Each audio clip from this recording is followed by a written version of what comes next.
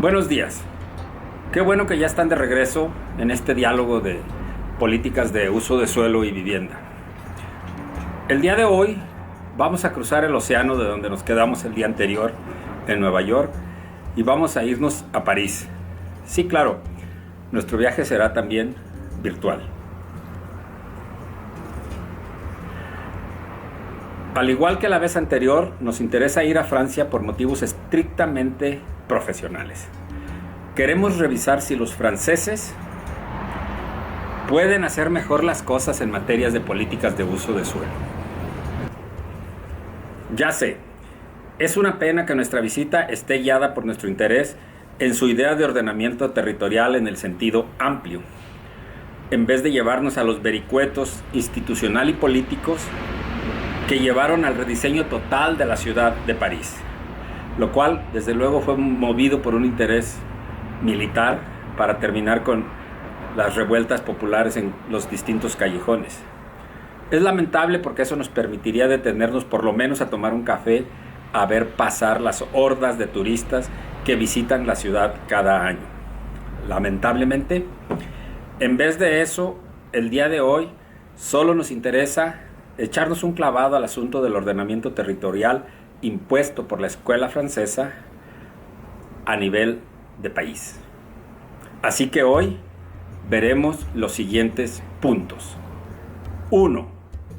¿Qué tendría de malo que todo Francia estuviera en París? 2. Problemas en la importación del ordenamiento al estilo francés. 3. El arte y la ciencia de hacer planes de ordenamiento en Baja California. 4. Salud por el paisaje agavero y otros problemas con el monocultivo. 5. Instrucciones para ayudar a Don Dido a leer modelos de ordenamiento territorial. Y finalmente concluiremos con una reflexión que dice: nadie sabe para quién ordena el territorio. Acompáñenme, por favor. Qué bueno que siguen acá. En primer lugar, queremos reflexionar sobre esta idea de qué tendría de malo que todo Francia estuviera en París.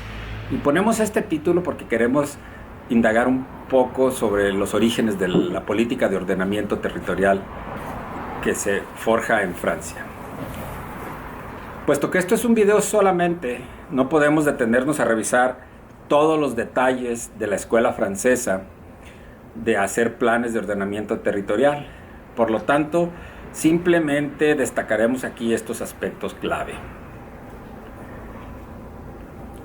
En primer lugar, parece que culturalmente esta escuela está inspirada por el temor de los franceses al desierto, o más concretamente al temor que tienen los habitantes de Francia ante los pobladores del desierto que están ahí al otro lado del mar Mediterráneo y que representan para muchos de ellos un problema para su identidad, su etnicidad y su religión.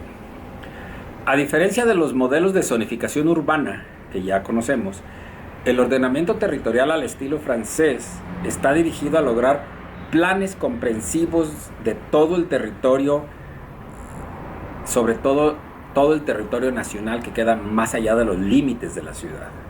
Esa idea fue importada a México y vamos a ver que tiene algunos problemas.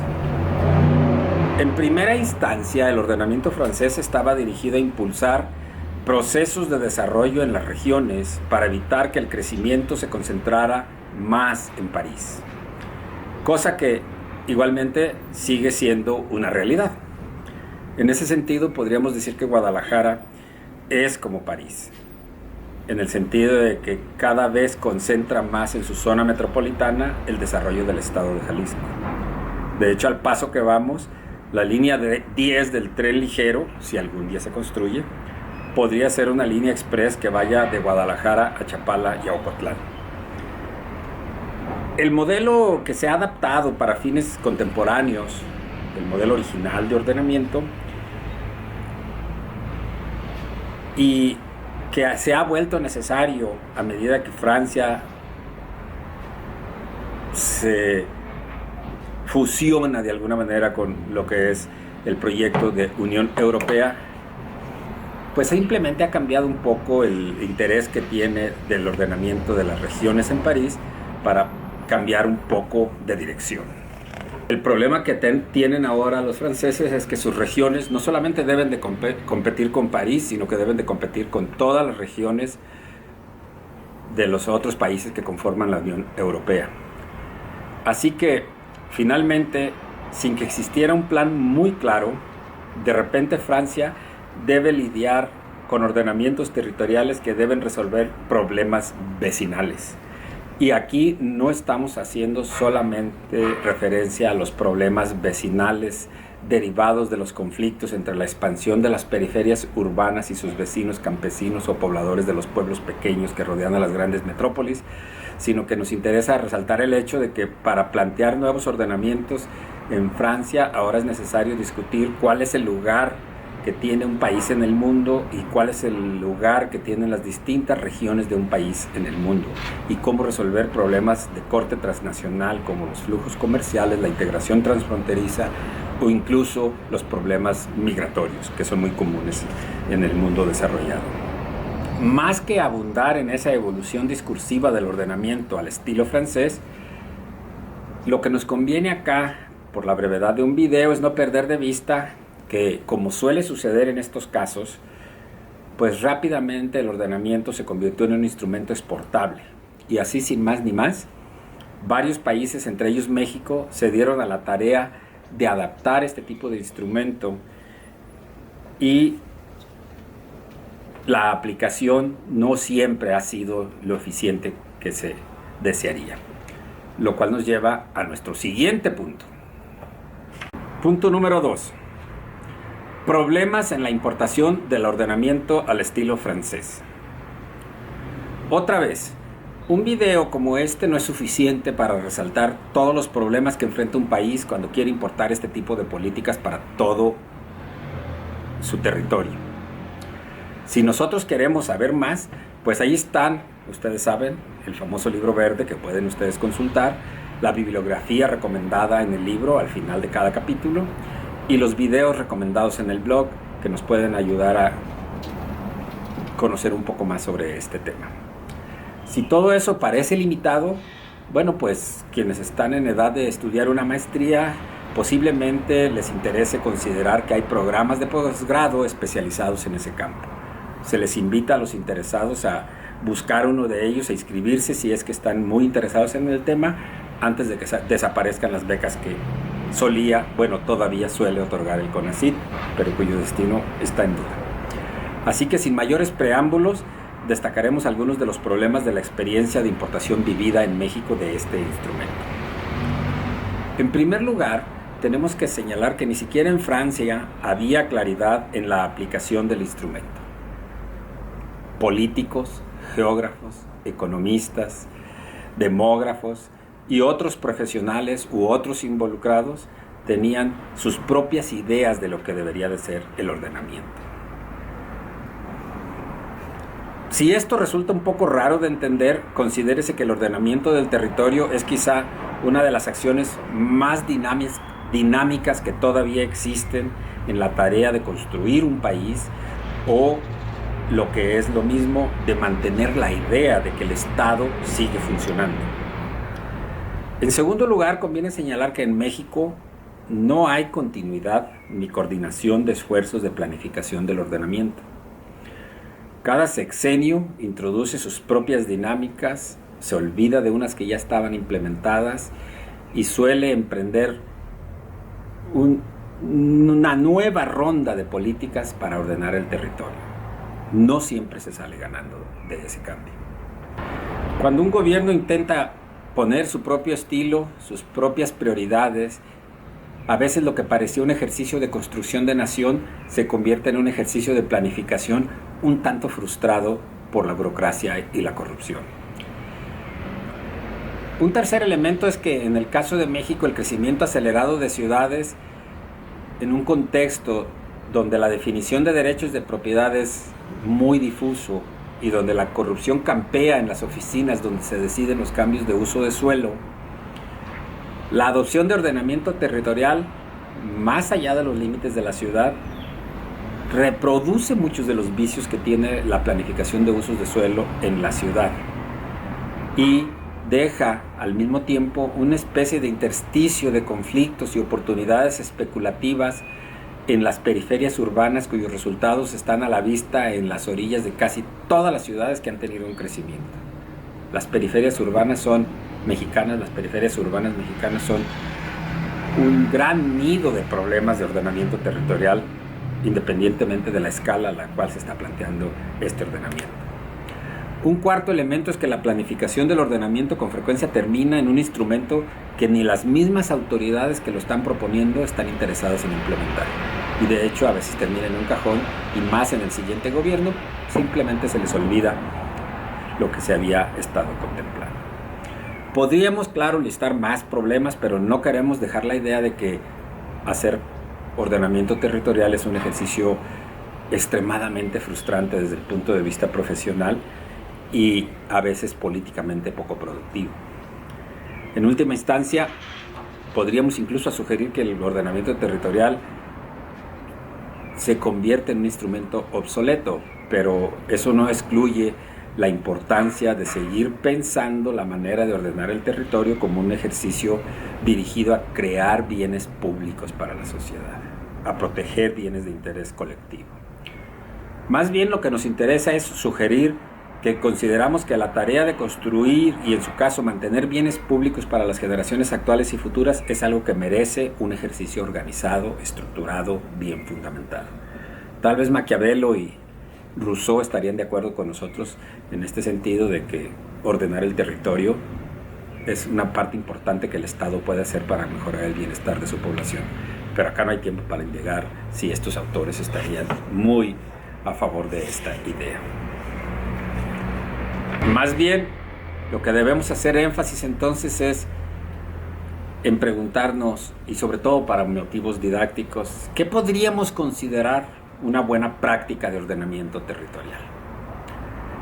Según mi experiencia y hasta donde conozco, el trabajo que se hizo hace algún tiempo en Baja California, bien vale la pena una revisión por parte de quienes se interesan en conocer más cómo se hace y cómo se aplica este tipo de instrumento. Otra vez, según mi experiencia, sería bueno revisarlo acompañados de una copita de los viñedos del Valle de Guadalupe.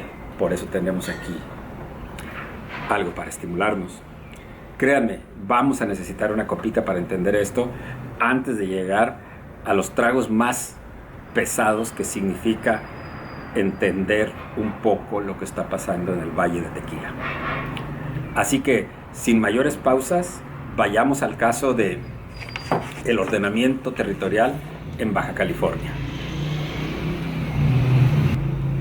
Nuestro tercer punto lo hemos denominado el arte y la ciencia de hacer planes de ordenamiento en Baja California. Y básicamente lo que queremos es describir una experiencia de trabajo en ese sentido. El trabajo coordinado por la doctora Nora Bringas y el doctor Yamel Tuder en Baja California hace algunos años es sin duda un ejemplo a seguir o no seguir, según sean las preferencias analíticas de los interesados. Yo personalmente creo que tienen mucho que presumir, incluyendo quizá que a pesar de que ambos se educaron en Francia, no fueron tan ortodoxos a la hora de adaptar los estudios realizados para el caso de Baja California. Veamos, ¿qué es lo que se puede presumir de este trabajo? ¿Qué se puede presumir del método? Sin duda alguna, se puede presumir el cuidado riguroso en todas las etapas del proceso de preparación del plan. Es decir, la caracterización del territorio, el diagnóstico, la integración del diagnóstico, la propuesta del modelo de ordenamiento y el establecimiento de mecanismos de implementación. En todas estas actividades hubo un trabajo fino de consulta de documentos secundarios y de levantamiento de campo, así como de análisis amplio de las aptitudes del territorio. Por eso, el método que ellos utilizan es muy afortunado. Ahora bien, ¿qué podemos presumir del documento resultante? Bueno, podemos presumir la elaborada definición de las unidades del paisaje, la propuesta de regionalización con base en zonas homogéneas, la definición clara de políticas de suelo por regiones y el cuidado seguido en la definición del modelo y las políticas de ordenamiento. En todas estas actividades se valoraron las características propias de un estado cuyo crecimiento económico y urbano se concentra en la parte norte, mientras el resto sobrevive en una situación casi natural con pequeños poblados dedicados a actividades primarias y extractivas. Bien, ¿qué podemos presumir de la consulta de los involucrados?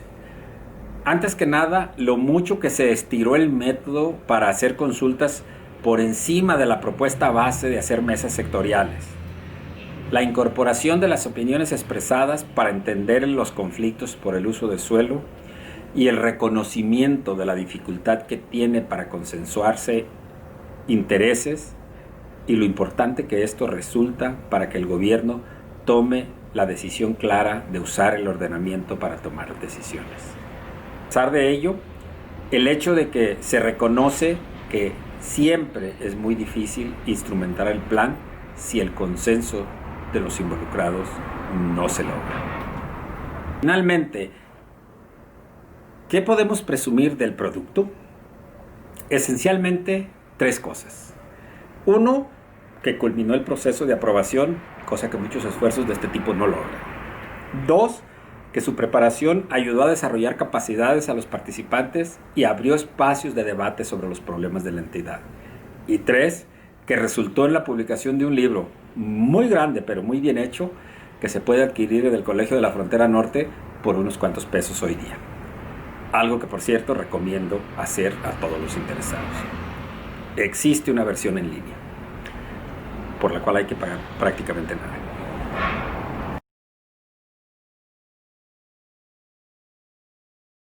Uno podría decir, llegados a este punto, ok, sí, muy bien, pero no debemos hacernos ilusiones.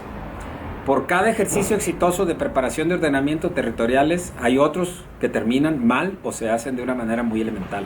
Y peor aún, incluso los planes bien hechos terminan en cajones de oficina mientras los gobernantes siguen funcionando casi igual que antes.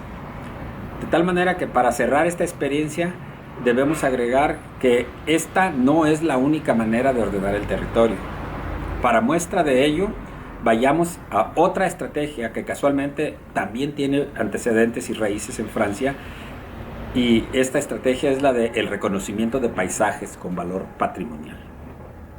Con ese orden de ideas, nuestro cuarto punto lo hemos denominado salud por el paisaje agavero y otras maneras de fomentar el monocultivo. Antes de entrar de lleno a este punto, por favor, no pierdan de vista que patria y patrimonio provienen de la misma raíz y tienen la misma intención discursiva. Haz patria. Respeta o construye el patrimonio, o lo que es lo mismo, respeta el patrimonio, es parte de tu patria. Y así, declarar que un bien tiene valor patrimonial asume un carácter geopolítico muy relevante y al mismo tiempo puede ser usado para hacer negocios. Para ejemplo, ahí tenemos el paisaje agavero, que ha sido reconocido incluso a nivel internacional. Cabe aclarar que no tenemos nada en contra de esta práctica de declarar paisajes con valor patrimonial, excepto que en este caso particular, la declaratoria tiene un fuerte olor a tequila, es decir, a empresas tequileras de gran tamaño, la mayoría de ellas en manos de empresas transnacionales que, entre otras cosas, han manipulado el producto tequila y han expandido el cultivo de tequila sin ser muy ortodoxos con el cuidado del medio ambiente. Veamos algunos problemas que tiene esta estrategia. Pero antes, permítanme compartir con ustedes esta postal. Cuando pensamos en los problemas de la declaratoria del paisaje agavero de tequila en el estado de Jalisco, ¿qué más podríamos esperar en materia ambiental? En primer lugar, para que exista el paisaje agavero debe haber una extensa, de hecho cada vez más extensa, zona de monocultivo. cosa que es muy mal vista por todos los estudios serios sobre cuidado del medio ambiente. Si no me creen, podemos proponer un escenario contrafactual y pensar el siguiente escenario. Digamos que hace unos 20 años un grupo de empresarios llegara a lo que ahora es el gobierno de lo que antes fue Nueva Galicia y le dice a las autoridades en turno, con permiso, aquí traemos este proyecto que piensa extender el cultivo del agave hasta llegar para el año de 2019 a las siguientes metas. 197,000 hectáreas destinadas al cultivo del agave, 650.1 millones de plantas, uso de 62 millones de plantas para producir 1.3 millones de toneladas utilizadas y, desafortunadamente, debido al COVID, tener un inventario al cierre de ese año de casi 10 veces más a lo requerido para la producción. Está de más imaginar la respuesta que las autoridades habrían emitido, o quizá no, quién sabe. Segundo punto, para que el agave sea considerado agave, debe estar cultivado en un predio registrado en el Consejo Regulador del Tequila. Esta organización sabiamente ha logrado centralizar todo lo pertinente al cultivo, producción, certificación y comercialización del tequila en el mundo. No hay tiempo acá, pero eso claramente tiene un sentido oligopólico. Hay mucha literatura al respecto sobre las implicaciones de esta estrategia seguida.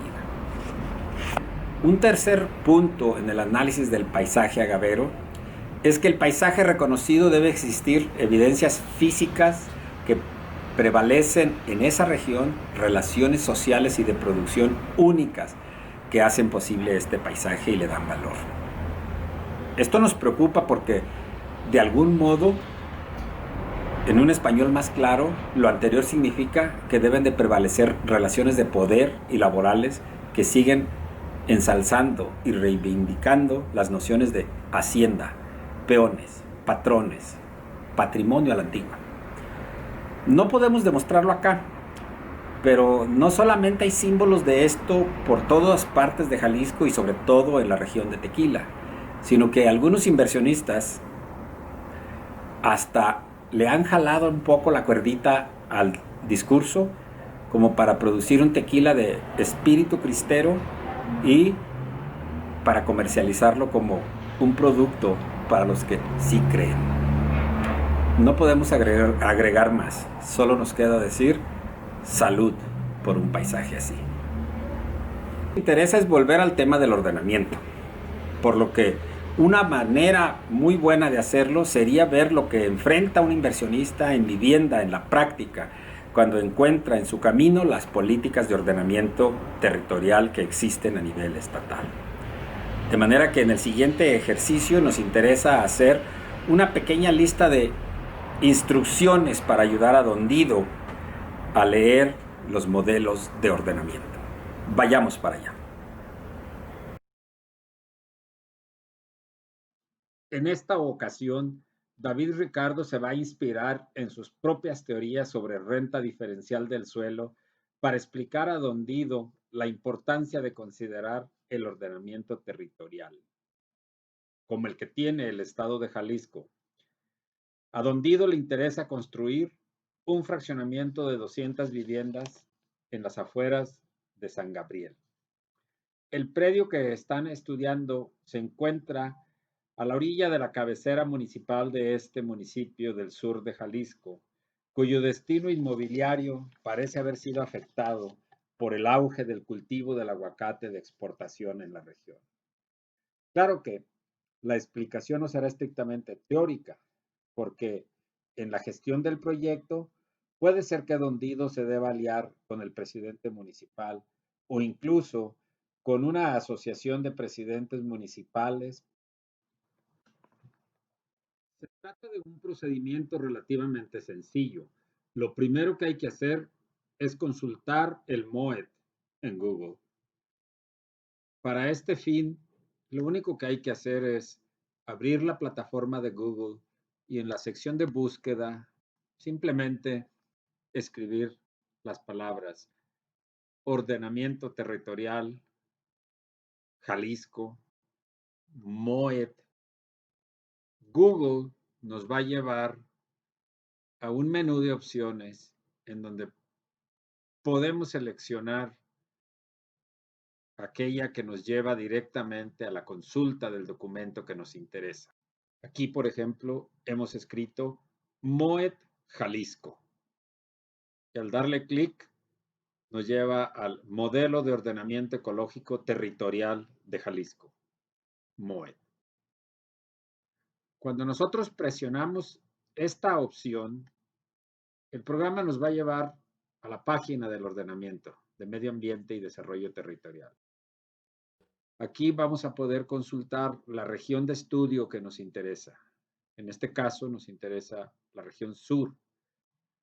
Lo que debemos hacer enseguida es seleccionar la región que nos interesa, en este caso la región 6 sur. Ahí vamos a obtener un listado de municipios y en este caso vamos a optar por el municipio de San Gabriel. Una vez que le hemos dado clic, tenemos dos opciones de consulta. La opción del modelo de ordenamiento, que es básicamente un mapa, o bien podemos consultar el documento técnico, que es una descripción pormenorizada. Ahorita vamos a ver de qué se trata. ¿Qué es lo que vamos a encontrar en el modelo de ordenamiento o mapa? Bueno, vamos a encontrar lo que se conoce en la práctica del ordenamiento ecológico territorial como la caracterización del territorio, es decir, una descripción detallada de las características físicas, ambientales, geográficas del territorio, cuerpos de agua, carreteras, usos predominantes y una larga cantidad de información que va a estar plasmada en este mismo mapa. Acá lo que nos interesa es ubicar la periferia de el poblado de San Gabriel y las unidades de gestión ambiental que lo rodean. Y veremos que básicamente hay una unidad de gestión de tipo agropecuario y otra de tipo forestal. Nos interesa enseguida observar la simbología sobre los usos de suelo predominantes y sobre las políticas consideradas. En los usos predominantes, pues hay una gran variedad, como se puede ver acá, y en el caso de las políticas tenemos una ficha que nos determina el uso predominante, el número de la uva, las políticas, etcétera. ¿Qué es lo que vamos a encontrar en el documento técnico?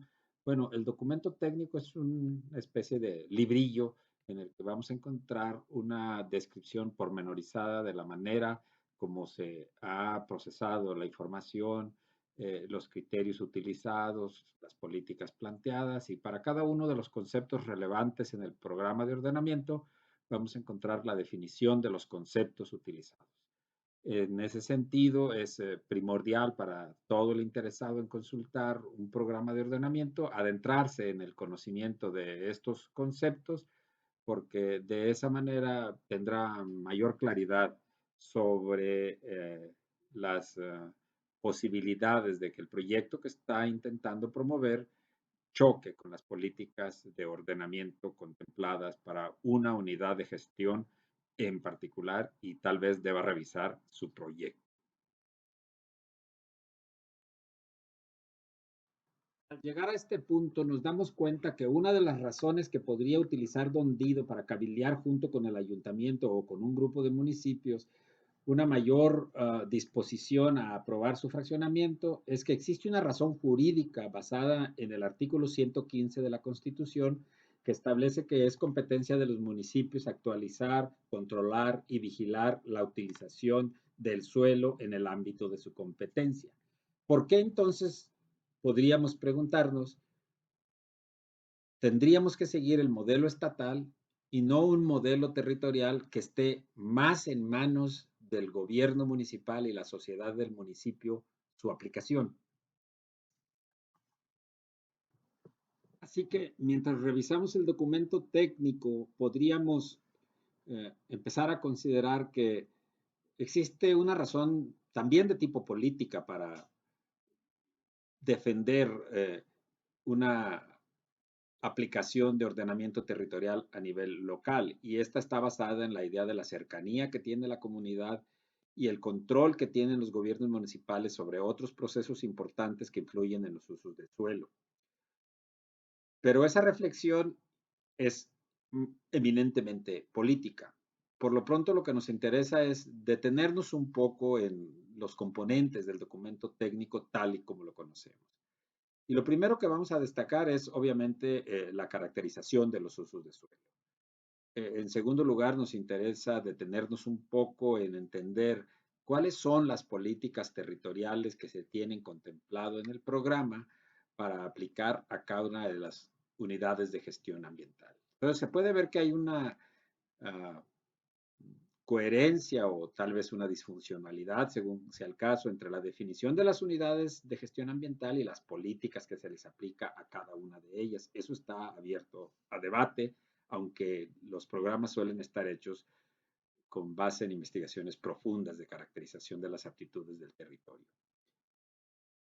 Las políticas se aplican siguiendo ciertos criterios. No es que la política se define y es tabula rasa para todas las unidades de gestión ambiental. Por eso es importante que en el documento técnico revisemos muy bien cuáles son los criterios de regulación ecológica y que vayamos a la tabla particular en la que podemos identificar la unidad de gestión ambiental que vimos en el mapa y cuáles son los criterios que se usan en ella. Aquí podemos ver, por ejemplo, que para cada unidad de gestión ambiental nosotros tenemos identificada la UGA, las políticas que se aplican, los distintos usos compatibles, no compatibles, usos incompatibles y finalmente el listado de criterios de aplicación. Nos interesa sobremanera identificar los criterios de aplicación en cada uno de los distintos usos considerados. Al hacer esto, igual podemos reflexionar sobre las razones económicas que podrían existir entre los involucrados, como Don Dido o los gobernantes municipales, para abogar por una hechura de ordenamientos controlados localmente, que si bien son compatibles con el Estado, dejan en manos de los actores locales la toma de decisiones. Y la razón económica más importante es que son estos actores los que entienden de cerca el proceso de formación de economías de aglomeración en el territorio y los impactos que tiene en la oferta de vivienda todas las decisiones que se toman localmente. Es este entendimiento de los procesos económicos locales lo que de alguna manera justificaría que los actores involucrados en ese ámbito de toma de decisiones pudieran revisar todos los elementos contemplados en un plan de ordenamiento para alcanzar mejores decisiones. Aquí, por ejemplo, lo primero que vamos a hacer es identificar cuál es la UGA que rodea la cabecera municipal de San Gabriel y enseguida nos vamos a detener a revisar los criterios considerados en el tema de asentamientos humanos. Con estos dos elementos, la revisión del documento técnico que debe de considerar todos los criterios para todos los distintos usos, es probable que arribemos a una situación en la que podemos hacer recomendaciones sobre la pertinencia o no de seguir adelante con un proyecto como el de construcción de 200 viviendas en este caso, en los términos contemplados en el ordenamiento. Acá, por ejemplo, nosotros haciendo la revisión detallada de los criterios, vamos a tratar de identificar qué le espera a Don Dido. Y más allá de las consideraciones políticas o de negociación que podríamos hacer, lo que nos interesa acá es destacar que para la UGA que estamos evaluando, los criterios de política que el MOE tiene contemplados son el criterio 3, 13, 24, 26 y el que por obvias razones nos importa más, el criterio 19. Al leer cada uno de estos criterios podremos evaluar la pertinencia del proyecto que estamos evaluando. En el criterio 3, pues tiene que ver más que nada con residuos sólidos y con el uso de fuego. El criterio 13 tiene que ver con otras opciones que no son particularmente de nuestro interés. Lo mismo se puede decir para el criterio 24 y 26, pero el criterio 19 es el que nos interesa. Como podemos ver aquí, según este criterio, queda prohibida la construcción de asentamientos humanos en tierras de alta fertilidad. Y es esa política lo que nos interesa, ese criterio que nos lleva a evaluar críticamente los alcances, la pertinencia y la estructura de los programas de ordenamiento y la manera como chocan con los intereses de los involucrados.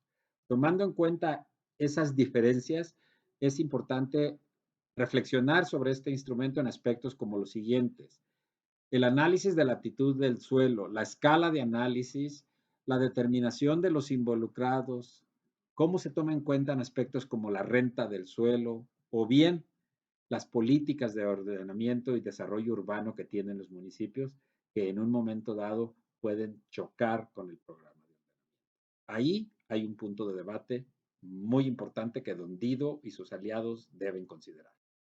Tú también puedes aprender a leer el MOET y más que nada puedes consultar bibliografía adicional y aprender a proponer y discutir políticas de actualización, hechura o revisión de planes de ordenamiento y usar ese conocimiento para tomar decisiones o ayudar a otros que lo necesiten. Para concluir, vamos a proponer lo siguiente. Nadie sabe para quién ordena el territorio. Después de esta revisión a la orientación, estructura e instrumentos usados en la escuela francesa, nos quedan algunos comentarios a manera de conclusión. Veamos. Aun si los ordenamientos son un ejercicio profesionalmente difícil de realizar, cuando se trata de aplicar este instrumento en un contexto específico, es posible hacer buenos ejercicios de planeación que no solo hagan mediciones de variables adecuadas para estudiar la aptitud del territorio, sino para considerar los intereses de los involucrados. En segundo lugar, tenemos que entender que el comportamiento de los involucrados no solo está guiado por cuestiones técnicas, sino por sus propios intereses y por la manera que han aprendido a pensar en su relación con el suelo. Por eso, es importante poner atención a todas las formas de expresión que contribuyen a conformar el pensamiento social sobre el ordenamiento territorial y la relación entre la sociedad y la naturaleza. ¿Quién sabe? En una de esas tendríamos que reescribir el Génesis. De la misma manera, la lección aprendida aquí es que efectivamente, posiblemente no sabemos para quién ordenamos el territorio. Al final del día, todo parece ser geopolítico y el manejo de los instrumentos está siempre expuesto a la situación que guardan las relaciones de poder. También hemos aprendido que el futuro del ordenamiento territorial en un estado o en un país también depende de la relación que tienen las ciudades con su entorno y de las presiones que tienen distintos interesados en cambiar los usos de suelo para crear con ello una fortuna. Finalmente, en la aplicación de este instrumento, también se podría utilizar la figura de derechos de desarrollo para lograr objetivos de protección de un paisaje o un recurso ambiental valioso. Pero al igual como ocurre en las ciudades, introducir un sistema de transferencia de derechos de desarrollo puede dar lugar a conflictos muy serios que a veces se salen de las manos de las autoridades gubernamentales en turno. Aquí hay, desde luego, mucha tela de dónde cortar, pero por lo pronto, hoy lo vamos a dejar aquí y nos vemos en una sesión futura para seguir hablando de las políticas de uso de suelo y vivienda. Les recuerdo, consulten el blog, consulten el libro verde. Ahí hay elementos adicionales para seguir dialogando sobre este asunto. Nos vemos en la próxima.